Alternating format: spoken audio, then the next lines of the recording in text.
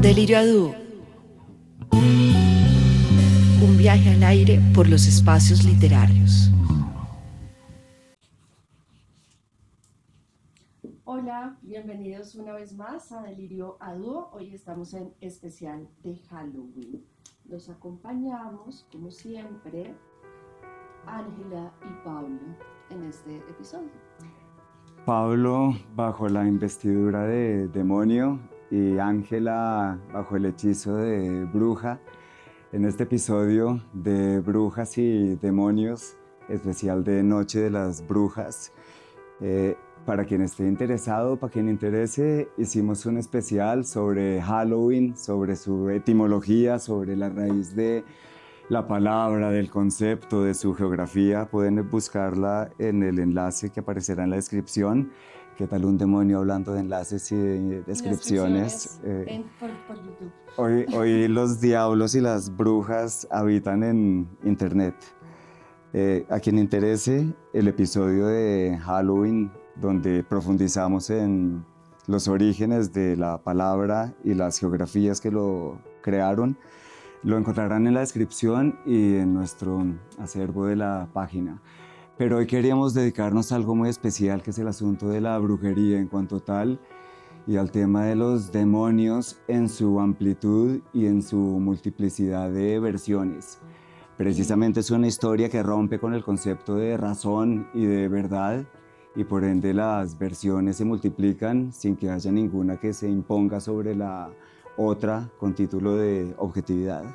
Y valga también el momento para aclarar que solamente vamos a hablar acerca de brujas y demonios en términos culturales y dentro del territorio literario. No queremos tampoco meternos en otros territorios y bueno, eso sería la aclaración. Entonces, Desde una perspectiva estrictamente cultural, histórica, incluso sociológica, pero jamás ideológica y jamás tocando la susceptibilidad de las creencias espirituales, personales de cada quien, que respetamos desde absoluta sinceridad. Nuestro punto de vista es especialmente desde el plano de la descripción de un episodio cultural que sí toca la brujería. Comenzaríamos por la palabra mágica, la brujería. La palabra mágica es el aquelarre, la aquerra. Estoy bajo la forma de un macho cabrío, porque los machos cabríos son los que hacían el centro y el núcleo, la base de lo que se denominó el aquelarre, que eran las fiestas en honor a Baco. Baco, para los latinos, es el nombre que se le dio a la deidad que encarna la embriaguez, que encarna la exuberancia, que encarna el deseo, la sexualidad, la deidad de los bosques, la fuerza femenina de la seducción. Baco, que sería la deidad de la embriaguez, fue retomado por los latinos del antiguo Dionisos de la Grecia presocrática. Estamos hablando de la Grecia antes de Homero, incluso de la Grecia mesopotámica. Había momentos muy censurados por las ciudades, es decir, por los espacios oficiales donde prima la ley y el orden y la creencia independientemente del politeísmo, pero de ciertos dioses en particular cuya legalidad legitimizaba su creencia. Había toda una reunión de personas insatisfechas que escapaban de las ciudades y se reunían donde presencias femeninas que hacían el puente con la naturaleza, donde después de amenizar la reunión con hondos alucinógenos, con lo que luego se vino a denominar las plantas del demonio, con distintas plantas cuyas capacidades producían estados alterados de conciencia. Los grupos que se reunían en torno a las ciudades producían orgías que eventualmente se consumaban con el sacrificio de un macho cabrío. A esos rituales, muy censurados por las ciudades, se les llamaban los ditirambos de Dionisos, es decir, los cantos en honor a Dionisos. Los ditirambos de Dionisos se continuaron como práctica en el medioevo con otro nombre, que es el nombre de los aquelarres. Aquelarre quiere decir prado donde anda, donde camina, donde marcha el macho cabrío. Aquerra traduce macho cabrío.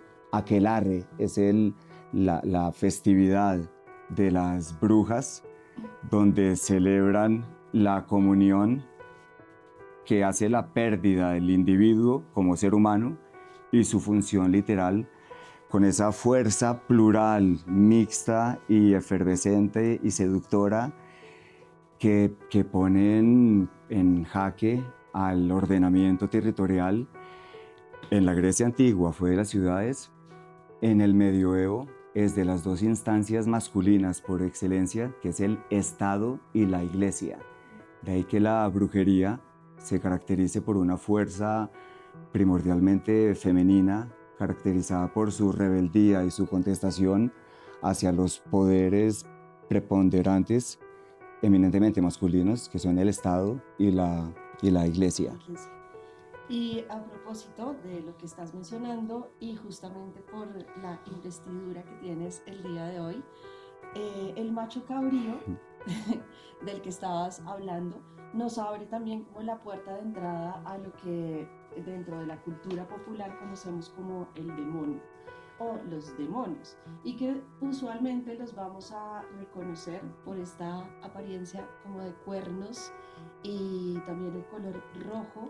También tienen algunos como patas de cabro justamente, y no es casualidad porque esa figura de demonio que nosotros reconocemos contemporáneamente y que viene de la tradición popular está anclada a todo lo que tú nos acabas de comentar. Yo quisiera también como mencionarles algunos de los demonios como más conocidos dentro de la literatura. Y en los cuentos de hadas, que tenemos varios demonios que en principio no tenían la carga simbólica negativa que les damos actualmente, sino que simplemente estaban dentro de un universo cósmico y de figuras muy simbólicas que lo que hacían era como bromas a los seres humanos. Entonces se supone que dentro de cada hogar, dentro de cada casa, hay como demonios chistosos. Son como chistosos, son como traviesos, y es cuando, por ejemplo, se nos pierden las llaves o se nos pierde algo que estamos buscando y buscando y buscando y no lo encontramos, y es porque ese demonio travieso que está dentro de la casa pues no nos permite encontrarlo. Estos demonios en la tradición nórdica, sobre todo de los celtas, van a llamarse duendes después, y también van a estar como en conjunto con las hadas, que a veces esas hadas también eventualmente se convierten en brujas. Entonces es como para que vayamos viendo cómo se van como anclando y cómo se van hilando las tradiciones culturales de una región específica con otras.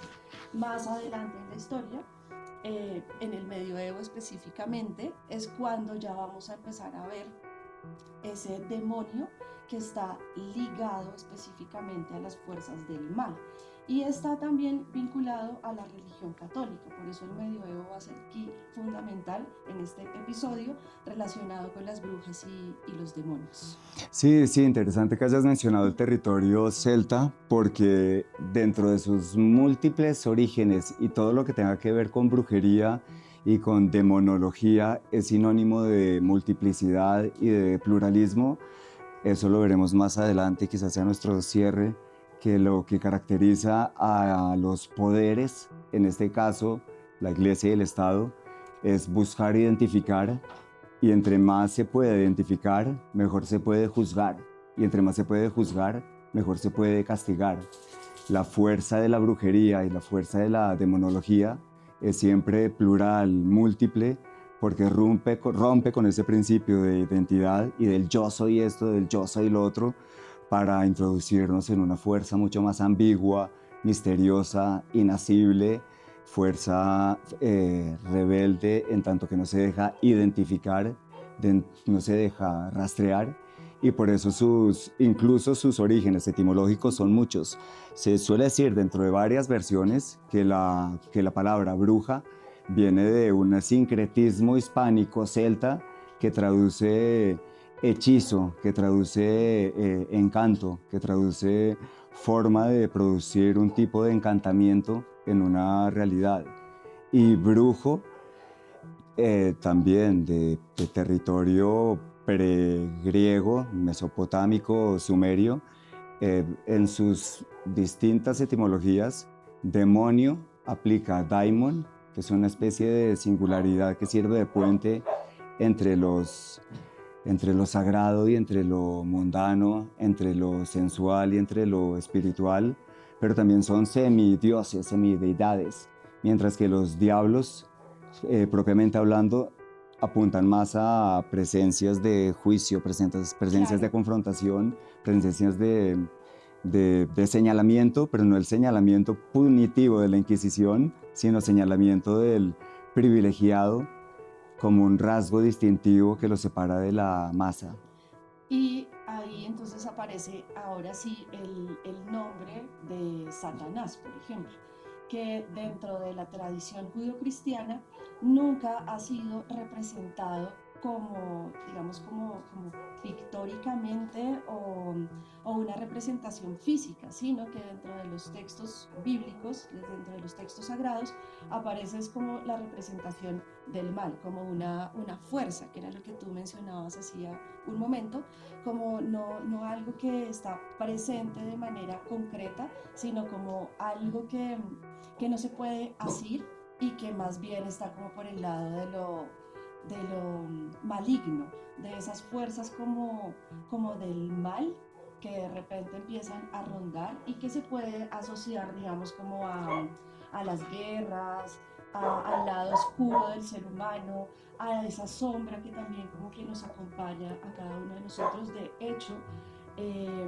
no solamente hablar, digamos, de demonios tiene que ver con lo religioso, sino que también lo podemos vincular a las artes y también a la psicología. En la psicología también se habla como de esos demonios internos que cada uno de nosotros tenemos.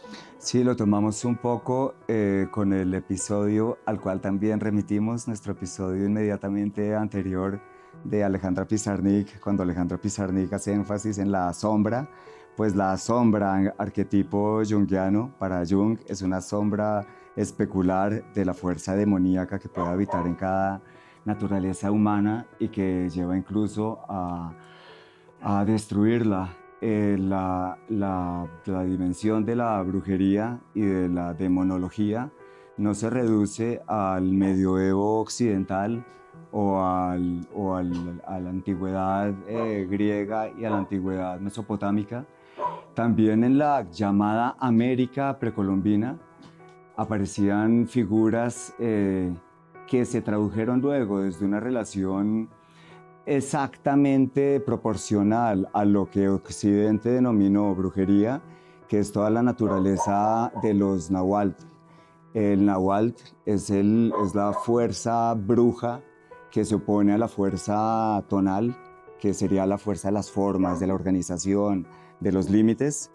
En cambio, el nahuatl es el animal que habita en cada quien y que se encarnaba en los peyotes, en los coyotes, en los guepardos, en las anacondas, en las águilas, en los cóndores. Y ahí tenemos toda una brujería precolombina que estaría en el territorio que estamos pisando. Si volvemos al concepto propiamente de brujas, como concepto, sí se puede decir que es un concepto occidental, pero que quema Occidente desde su propio núcleo. Tú mencionaste distintos demonios, concepto de bruja es concepto de inasibilidad, pero sí se puede decir que Hécate es la madre de todas las brujas. Hécate es la deidad, una titánide, está en las Metamorfosis de Ovidio, en la Teogonía de Hesíodo. Hécate es la diosa de los entrecruzamientos, que permite justamente que se cruce el camino y que cada quien pierda el buen rumbo que el gobernador de turno le decía y le implicaba seguir.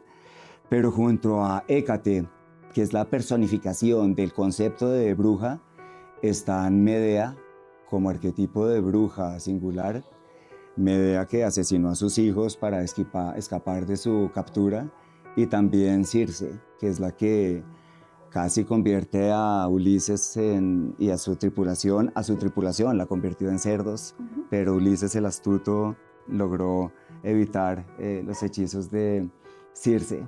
Circe, Hécate y Medea como los arquetipos de la brujería, para luego la multiplicidad de denominaciones que adquirieron en el medioevo hasta llegar a una modernidad que nos compete. Y entonces así vamos viendo cómo las brujas van haciendo también referencia y alusión a una rebeldía femenina, y los demonios también vamos a verlo. Ahora les voy a contar una historia en la que algunos demonios también van a representar esa rebeldía, y recordemos siempre que de lo que estamos hablando es como son símbolos, más que entenderlos como personajes que han existido realmente. Es más bien como los símbolos que los seres humanos encontramos para de pronto lograr entender eso que nos hace humanos, como por ejemplo las ansias de libertad, la búsqueda de una revelación en términos de rebeldía frente al mundo. Entonces aquí es cuando aparece otro personaje muy famoso, muy conocido en el mundo de los demonios, que es el famosísimo Lucifer. Lucifer, que es también conocido como el ángel caído. Y Lucifer, que es uno de los ángeles que más, en mayor medida, le servían a la divinidad superior, al Dios supremo, y que un día se cuestionó y se preguntó que por qué tenía que servir. O sea, ¿por qué? Así como tan simple, sin cuestionarse.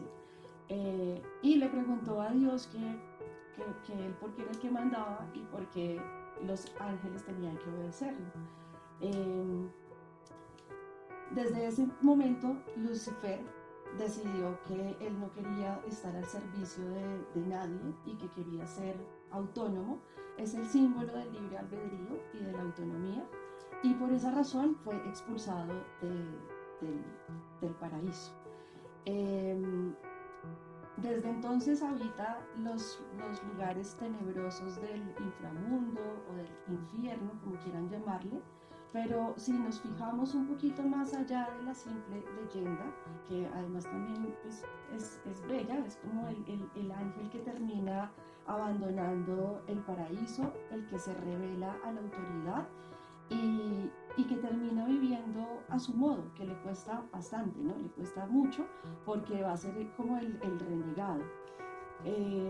Desde ese entonces él se vuelve el rey de su propio reino, que es ese infierno, y va a tener también como a su lado algunos secuaces que son otros ángeles que lo van a seguir, que van a seguir como su mismo camino. Dentro de esos otros secuaces está Belcebú, que es conocido también como el señor de las moscas. Y el señor de las moscas inmediatamente, y es muy probable que ya lo hayan relacionado, nos va a conectar directo con un libro muy conocido que lleva ese título, El Señor de las Sí, Moscas. es un libro de un escritor británico. El libro es de los 1950. Se llama William Golding. El señor fue premio Nobel. El libro es excelente, El Señor de las Moscas. Hubo dos adaptaciones cinematográficas de los 90. Singularmente muestra la crueldad que quería demostrar Golding de manera, me parece, más sincera. Y grosso modo es la historia de un equipo de fútbol infantil que están en un avión, el avión cae en una isla muere el capitán, los niños quedan a su haber, niños preadolescentes, y pasan los días y se hacen los bandos, y usualmente todos terminan hacia el bando del niño más perverso, el más cruel, hasta el punto del crimen, y terminan matándose entre sí. Y la película es toda una especie de novela de iniciación de la muerte de la infancia, muerte de la adolescencia y descubrimiento de las turbias pasiones que habitan en los seres supuestamente inocentes. Y el señor de las moscas es la cabeza del jabalí y que la están rondando las moscas porque es la cabeza. Que además la mosca también es el símbolo de la muerte, ¿no? Y de la multiplicidad, de ahí que todo lo que sea múltiple, como las cucarachas, las ratas, los conejos, los gatos, son simbologías demoníacas. Todo lo que implique lo inasible y que por esa inasibilidad da temor, produce un impacto. El señor de las moscas se caracterizan por su carácter pluralista, que pierden su identidad. El señor de las moscas, como no le digamos apología a Belcebú, pero sí muestra la fuerza demoníaca en el carácter esta vez de Belcebú como segundo demonio, aparte de Lucifer, que me acabas de mencionar. Sí, claro, que además, como venía mencionando hace un rato, es más como entenderlos como esa sombra y esa oscuridad que acompaña siempre al ser humano, que a veces la sombra puede ser una buena compañía en ciertos momentos, pero usualmente ese lado oscuro también termina revelando la parte salvaje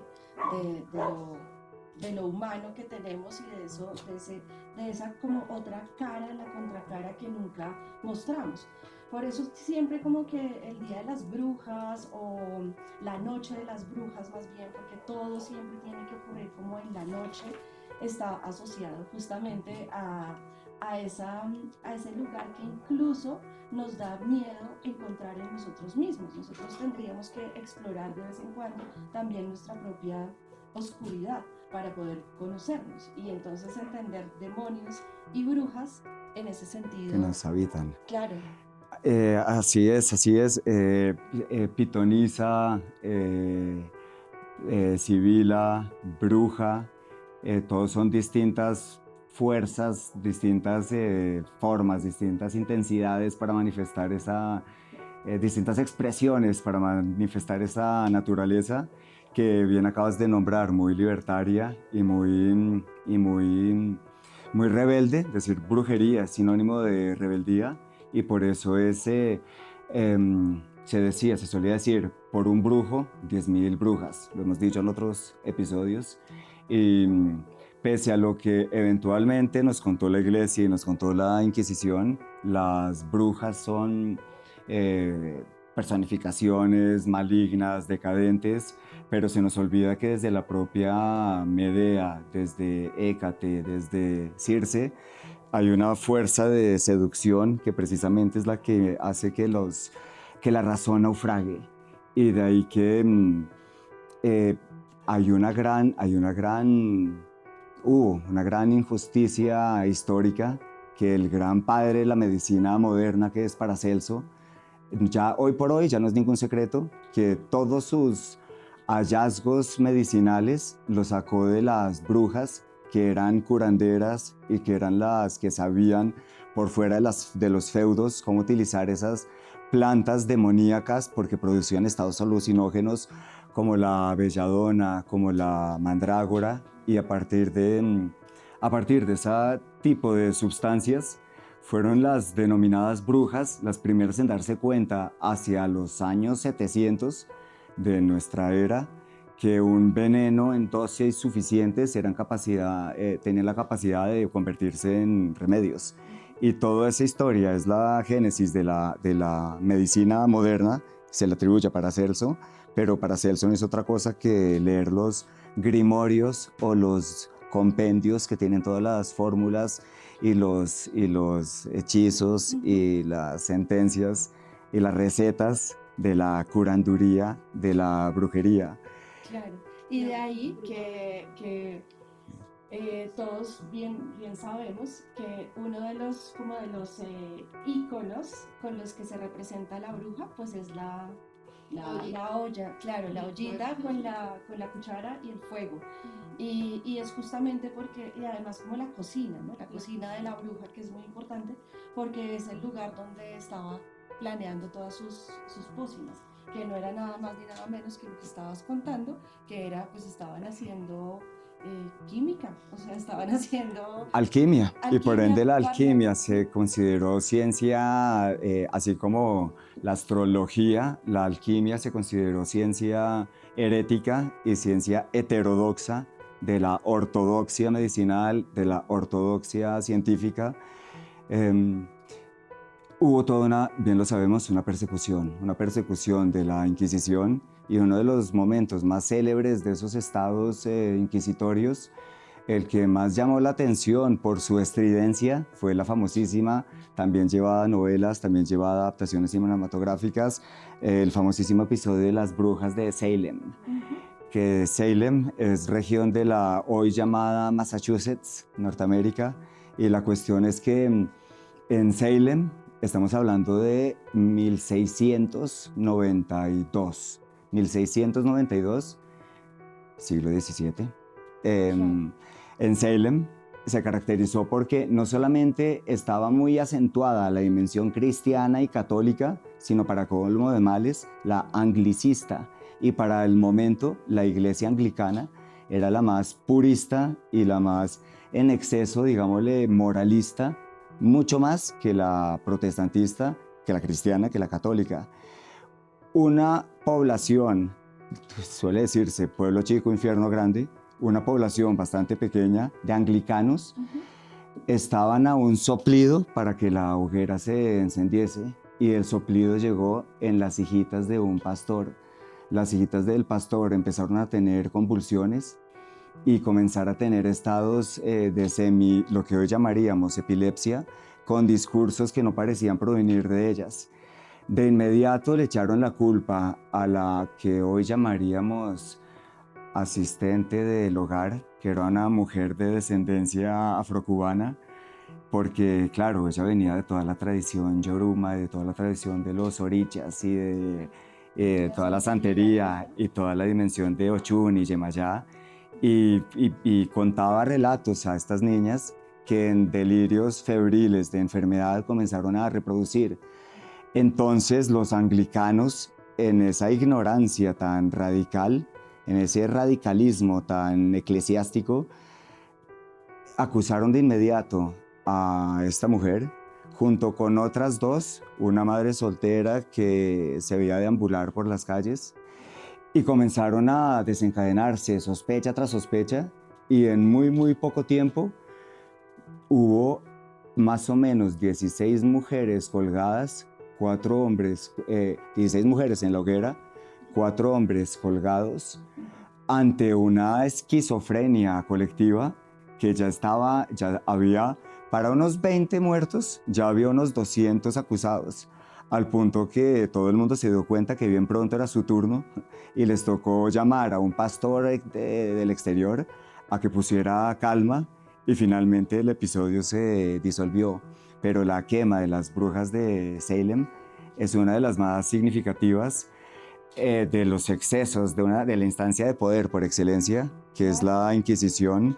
Solamente es tener un poquito de desplazamiento mental para pensar las inquisiciones contemporáneas y las brujerías que le pueden resistir. Sí, y por lo demás, la persecución a las brujas, sí, también como que si nos ponemos a reflexionar así a profundidad, pues era una persecución al conocimiento, o sea, no era específicamente a la bruja porque tenía pactos demoníacos, sino que era una persecución hacia ese conocimiento superior que excedía también pues al estatuto, digamos, masculino de ese momento, que era la iglesia. Eh, y eso también va a calar dentro de textos literarios, como lo acabas de mencionar, Las Brujas de Salem, pero también aquí en Colombia tenemos una obra, o tenemos varias obras, donde hay como alusiones a lo que ocurrió específicamente en nuestro territorio, en Cartagena, que es como el lugar donde en mayor medida también se habla como de esa tradición medieval que heredamos pues después de la conquista y durante la colonia. Entonces podemos hablar ahí de una novela que es fascinante, que es La Tejedora de Coronas, y dentro de esa novela un personaje especial que es Genoveva Alcocer, que es la protagonista, una de mis protagonistas favoritas de novelas. Es una mujer súper rebelde. La novela también ocurre en el siglo XVII. En la toma de Cartagena, también es 1690. Claro, finales del siglo XVII. Y la novela es fascinante porque es el recorrido que hace esta mujer adolescente desde Cartagena y empieza a recorrer el mundo entero, y en ese recorrido ella empieza a tener una conciencia de sí misma y una sabiduría profunda, al punto que al regreso a Colombia, después de ese viaje que hace, que es todo un viaje iniciático pero larguísimo, termina siendo acusada de hechicera. ¿Por qué? Por ser una mujer libre, porque quiso viajar sola, porque quiso conocer el mundo, porque quiso ejercer también su sexualidad de manera tranquila y libre, y porque tenía bastante conocimiento, porque como nos la retratan dentro de la ficción novelesca, es una mujer lectora. Y entonces ahí vamos como atando cabos y nos vamos dando cuenta que entonces una persecución hacia las brujas implicaba también una persecución hacia una revelación de conocimiento femenino. Como lo dijimos en el comienzo del episodio, esto solamente podía ser un esbozo de una historia interminable, por lo pronto que baste dejar un manifiesto a la brujería como fuerza plural que combate los monismos, que combate los unicentrismos, allá donde los unicentrismos y los monismos son tendencias del pensamiento que le apuntan a la Inquisición, al juicio, a las xenofobias, a los racismos, donde el monismo es una exaltación al fascismo, el pluralismo, en este caso la brujería investida de pluralismo, es una bofetada a la soberbia. Claro, así es. Y como lo han notado, el día de hoy estamos acompañados en una fiesta de brujas. Nuestro pequeño aquelarre. Estamos en un pequeño aquelarre, armamos aquí un aquelarre para todos ustedes. Ahorita nos espera el macho cabrío por eso. Estamos aquí acompañados también de los elementos de la naturaleza. Tenemos el fuego, tenemos por ahí creo que nuestro público tiene copas con vino. Tenemos pues las piedras, que sería como la tierra, y todos los elementos de la naturaleza que siempre van a acompañar este camino, digamos, de las brujas y también de los demonios, porque los demonios son elementos de la naturaleza a su mismo tiempo. A su mismo lugar. No olviden, dado el caso que sea la primera vez que pasan por estos territorios, de nuevo, somos Ángela, Pablo, somos Delirio Agudo Literatura. Si nos encuentran por YouTube, no olviden suscribirse, darle like, compartir, palabras muy propias del demonio. Por Instagram, Delirio Agudo. Muchísimas gracias por este espacio y hasta una próxima ocasión. Y cuéntenos qué otros demonios y otras brujas conocen, porque hoy hablamos de algunos pocos, pero hay muchos más. Un abrazo. Hasta luego.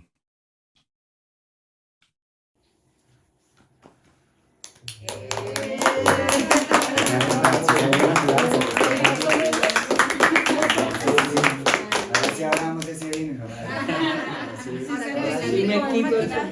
¿Qué tal? Si salió de así es como se ven las cosas.